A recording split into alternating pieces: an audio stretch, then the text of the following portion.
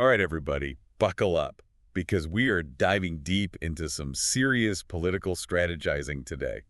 Kamala Harris, the media blitz, was it genius or was it a total flop? Yeah, it's a good question. We've got all the juicy details from this MSNBC article, and let me tell you, it is fascinating. It really is. This Uh, whole media blitz thing, it's a tale as old as time in politics. right. But whether it works, well, that's the million-dollar question, isn't it? It is, and, this MSNBC article, they're kind of hinting that this might have been more about, damage control than some grand plan. Yeah, I see what you mean. Like, she needed to get out there and control the narrative before it controlled her.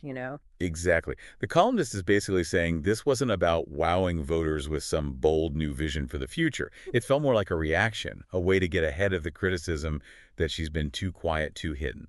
Okay, so it's about controlling the story, but does that actually win over voters or does it make them suspicious? That's the thing about reactive media blitzes. You know, they can sometimes feel a little all over the place. Uh-huh. One minute she's on 60 Minutes, the next she's cracking jokes on The View. And then she's on late night, right? Exactly. And voters see that, and they start to wonder, what's the plan here? It can feel disjointed. Exactly. And it raises questions about authenticity. You know, are they really trying to connect with me? Or are they just trying to, spin things? It makes you wonder, who is the target audience here? Precisely. It's like, are you trying to excite your base, or are you trying to persuade those undecided voters who could swing the election? That's the real question. Yeah, and with the election just around the corner, that feels like a pretty important question, don't you think? Absolutely. Right. And, the article points out that some recent polls have shown the race tightening a bit.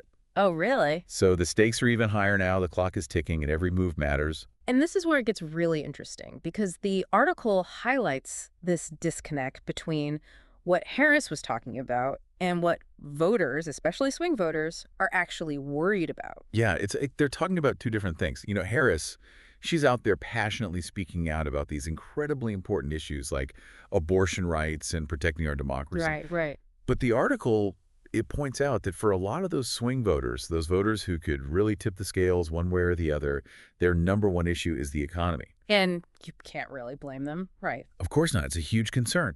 But the point is, if you're not addressing the issues that matter most to voters, are you really connecting with them? So was this a missed opportunity for Harris? Well, the columnist certainly seems to think so. Really? They argue that this was her chance to really set herself apart, to show voters that she's not just more of the same. She's a change candidate with fresh ideas. Because let's face it, the article also mentioned this sense of maybe voter fatigue? Like, have we heard it all before? Absolutely. And then you have Harris saying that she wouldn't have done anything differently from Biden. Yeah, what's that about? It's a bold statement, that's for sure. It is. Some voters, they might see that as admirable loyalty, but others, especially those who are looking for a new direction, they might see it as a lack of vision for the future. So where does that leave us? Was this media blitz a success? Did it work? It's tough to say for sure. But it definitely got people talking, right? It put her in the spotlight. It certainly did that. But did it clarify her message? Did it resonate with voters? I guess we'll have to wait and see. Time will tell.